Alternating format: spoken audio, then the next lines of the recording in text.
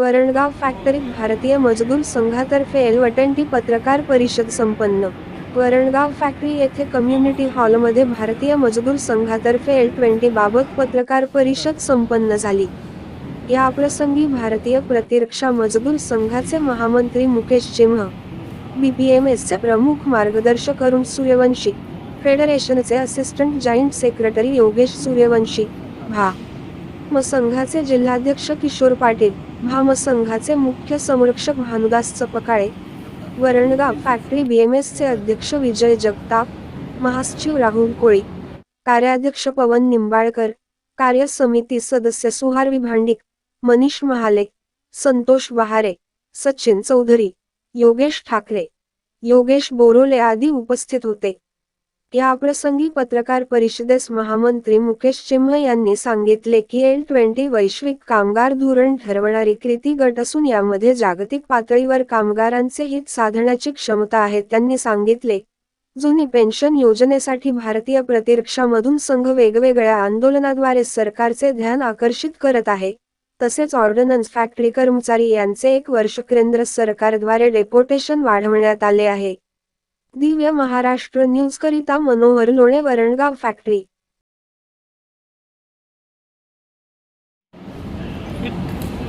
ये ordnance factory वरणगांव के community centre में मैं आप सभी पत्रकार बंधुओं का स्वागत करता हूं और ये आपको बताना चाहूँगा कि कम्युनिटी हॉल में आज हम सब एकत्र हुए हैं L20 के प्रोग्राम को करने के लिए। L20 का प्रोग्राम क्या है? आप सबको पता है कि हमारे देश में अभी G20 का कार्यक्रम हो रहा है। G20 का मतलब ये है कि दुनिया के 19 देश और एक यूरोपियन कंट्री, उनको मिला करके G20 बना हुआ है और इसकी प्रेसिडेंसी इसके पहले इंडोनेशिया में थी, अभी भारत में है और 1 दिसंबर 2023 के बाद ये ब्राज़ील में चली जाएगी। इस बीच में G20 के बहुत सारे आयाम हैं और उनमें से एक आयाम है लेबर की चेयरमैनशिप, जो प्रेसिडेंसी है, क्योंकि भारतीय मजदूर संघ देश का सबसे बड़ा श्रम संगठन है, इसलिए उसके अध्यक्ष माननीय बन गए हैं।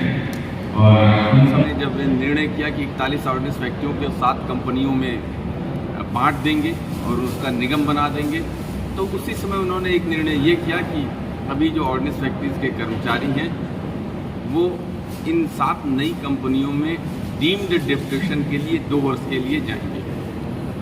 2 वर्ष इसका जो है 30 सितंबर को पूरा हो रहा था, 1 अक्टूबर को एक नए साल शुरू होने वाला था। इस बीच इस कारपोरेशन को वापस कराने के लिए हम सब संघर्ष कर रहे थे। भारतीय प्रतिरक्षा मजदूर संघ ने दिल्ली हाई कोर्ट में केस कर रखा था, उसकी सुनवाई चल रही थी और हमें ऐसा लग रहा था कि अभी इस केस में कुछ निर्णय होने में और समय लगेगा, या अगर कोई निर्णय आता है और विपरीत निर्णय आता है तो उसके खिलाफ हमको सुप्रीम कोर्ट में या हाई कोर्ट की डिवीज़न बेंच में जाने के लिए समय चाहिए होगा। तो हम ये उम्मीद कर रहे थे कि सरकार इस डीम्ड डेपुटेशन पीरियड को आगे बढ़ाए ताकि हमको और अधिक संघर्ष करने का, लड़ने का मौका मिल सके। और इस बीच जो कर्मचारी रिटायर होने वाले हैं 1 अक्टूबर 2023 के बाद, उनके भविष्य में जो अनिश्चितता है वो भी समाप्त हो सके।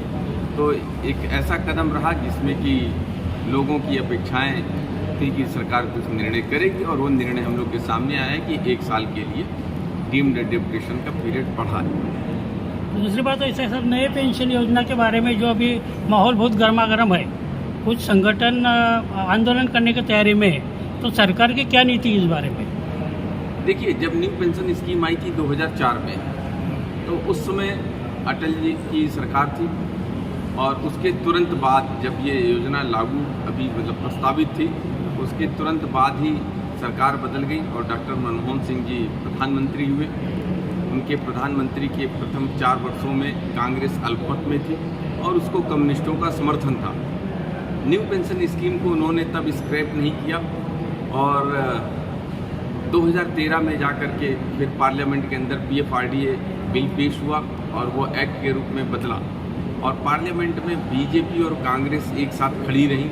ये सबसे अचंभे की बात थी कि जो दो पार्टियां एकदम धुर विरोधी थी वो दोनों एक साथ पार्लियामेंट में आकर के न्यू पेंशन स्कीम को लागू करने के लिए पीएफआरडीए एक्ट पास करती हैं। और उसका एक खराब पहलू ये था कि 4 साल तक कम्युनिस्ट भाइयों के साथ कांग्रेस की सरकार थी। कम्युनिस्टों ने कभी भी पार्लियामेंट के अंदर न्यू पेंशन स्कीम को स्क्रैप करने का कोई प्रयास नहीं किया। देश में जो 24 राज्य हैं उनमें से अलग अलग राज्यों में अलग अलग समय पे न्यू पेंशन स्कीम लागू की गई और लगभग सभी पॉलिटिकल पार्टीज़ की सरकारें आईं, उन्होंने अलग अलग समय पर न्यू पेंशन स्कीम को लागू किया। ये पॉलिटिकल पार्टीज़ का कैरेक्टर है। कुछ राज्यों में अभी न्यू पेंशन स्कीम को स्क्रैप करने का निर्णय किया या घोषणा की। उसके पीछे कर्मचारियों का वेलफेयर नहीं है, उसके पीछे पॉलिटिकल पार्टीज़ का अपना खुद का वेलफेयर शामिल है कि अगर वो न्यू पेंशन स्कीम को स्क्रैप करते हैं, ओल्ड पेंशन स्कीम को लागू करते हैं तो उनको सत्ता में रहने का मौका मिलेगा। हम भी इस चीज़ को समझते हैं और ये हालात को देखते हुए कि आज सरकार के साथ हम एक अच्छी बार्गेनिंग की स्थिति में हैं, सरकार को ज़बरदस्त तरीके से हम मजबूर करें कि केंद्र सरकार भी अन्य राज्य सरकारों की तरह न्यू पेंशन स्कीम को स्क्रैप करे और ओल्ड पेंशन स्कीम को लागू करें। इसके लिए भारतीय प्रतिरक्षा मजदूर संघ, भारतीय मजदूर संघ के बैनर तले सरकारी कर्मचारी राष्ट्रीय परिसंघ के नेतृत्व में एक बड़ा आंदोलन 22 नवंबर 2023 को दिल्ली में कर दिया था और सरकार को हम मजबूर करेंगे कि सरकार न्यू पेंशन स्कीम को स्क्रैप करे। दिन पर दिन रिटायरमेंट बढ़ रहा है सर और नई भर्ती नहीं हो रही है, उसमें ठेकेदारी में काम दिया जा रहा है, तो उसके बारे में अपना संगठन क्या करेगा? संगठन लगातार ये दबाव बना रहा है कि सरकारी रिक्त पदों को भरा जाए। हम लोग तो अपने पत्रों में उल्लेख कर रहे हैं कि माननीय प्रधानमंत्री जी तमाम उद्योगपतियों को ये कह रहे हैं कि आप रोजगार दीजिए, राज्य सरकारों को निर्देश दे रहे हैं और केंद्र सरकार के विभिन्न विभागों को निर्देश दे रहे हैं कि आप भर्ती कीजिए। लेकिन हम अगर देखते हैं कि डिफेंस मिनिस्ट्री के अंदर ही हजारों हजार पद खाली पड़े हैं, लगभग 45,000 पोस्ट पिछले साल 15 जुलाई को खाली थे, जब भारत सरकार के रक्षा मंत्रालय ने कहा इन रिक्त पदों को छोड़ करके बाकी पदों पे भर्ती की जाए। तो इसको अभी हम रक्षा मंत्री और डिफेंस सेक्रेटरी के साथ डिस्कस करने वाले हैं कि सरकार एक तरफ रोजगार प्रदान करने की बात करती है और वहीं पर सरकारी क्षेत्रों में भर्तियों पे प्रतिबंध तो नहीं लगाया है, लेकिन भर्ती कर भी नहीं रही है और कुछ रोजगार मेले आयोजित कर रही है। ये बहुत गंभीर और चिंता की बात है। प्रोडक्शन के लिए मैनेजमेंट का बढ़ता दबाव है, यहाँ पर वो हादसा हुआ है तो मैनेजमेंट के बढ़ते दबाव से हुआ, ऐसा हम लोगों ने मीडिया में आया था, तो उसके बारे में मैनेजमेंट के अपने संगठन का प्रेशर कितना है? देखिए, हम भारतीय मजदूर संघ के कार्यकर्ता लोग हैं, हम हमेशा चाहते हैं कि एक सुरक्षित वातावरण में काम हो और जन हानि जो है वो किसी भी हालत में नहीं होनी चाहिए। वो चाहे वर्कमैन की गलती हो या मशीन का कोई फॉल्ट हो या मैनेजमेंट की किसी पॉलिसी के दबाव के कारण लोगों में ये वातावरण बना हो। किसी भी परिस्थिति को हम सब ये मानते हैं कि ये वर्कर्स के हित में नहीं होता है। इस तरह के एक्सीडेंट जब होते हैं तो उसके बाकी दूसरे कर्मचारियों पर भी विपरीत प्रभाव पड़ता है और उद्योगों में अशांति और चिंता पैदा होती है। इसलिए हम उसको समग्र रूप से देखते हैं। ये हम अपने ट्रेड यूनियन के कार्यकर्ताओं से हमने कहा है कि आप इसका ज़्यादा डिटेल में जा कर के इसको निरीक्षण करने की ज़रूरत है। हम किसी को ब्लेम करने के लिए नहीं बैठे हैं कि हम ट्रेड यूनियन के लोग हैं और मैनेजमेंट को ब्लेम करें या किसी और को ब्लेम करें। हाँ, वस्तुस्थिति की सही जानकारी हम लोग को होनी चाहिए और उसके रेमेडियल एक्शंस होने चाहिए ताकि समस्याओं का समाधान हो। जी सर।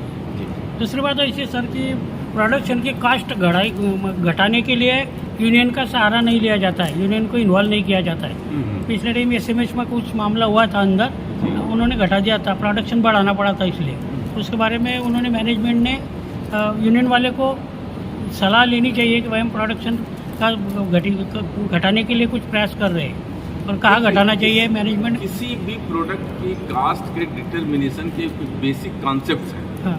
अगर कोई प्रोडक्ट ये बन रहा है उसके रेट को बढ़ाना या घटाने के लिए साइंटिफिक स्टडी करने का तरीका है। हाँ, टाइम एंड मोशन स्टडी का एक कॉन्सेप्ट है, उसके हिसाब से उसको पूरा स्टडी करना चाहिए। कोई टेक्नोलॉजिकल डेवलपमेंट हुआ हो, कोई और इनोवेशन हुआ हो, प्रोसेस में कोई परिवर्तन किया गया हो जिससे कि काम करने में सुविधा बढ़ी हो, फिर आप जॉब को घटा या जॉब के रेट को घटा या बढ़ा सकते हैं। किसी ट्रेड यूनियन के कहने से या विरोध करने से न तो जॉब के रेट को बढ़ाया जाना चाहिए न ही घटाया जाना चाहिए। और मैनेजमेंट को हमेशा ये कोशिश करनी चाहिए कि ट्रेड यूनियंस, खासतौर से भारतीय मजदूर संघ की जो ट्रेड यूनियन है, वो रिस्पॉन्सिव कोऑपरेशन में विश्वास करती हैं। आप हमसे बात करेंगे, हम आपको सही सलाह देंगे। आप हमसे बात किए बिना एक तरफा फैसला करेंगे तो हम उसका जो है उसको देखेंगे कि ये अच्छा कदम है या बुरा कदम है। अच्छा कदम है तो हम स्वागत करेंगे और बुरा कदम है तो उनका विरोध करेंगे। मैनेजमेंट को हमारा ये कहना है कि ट्रेड यूनियन को विश्वास में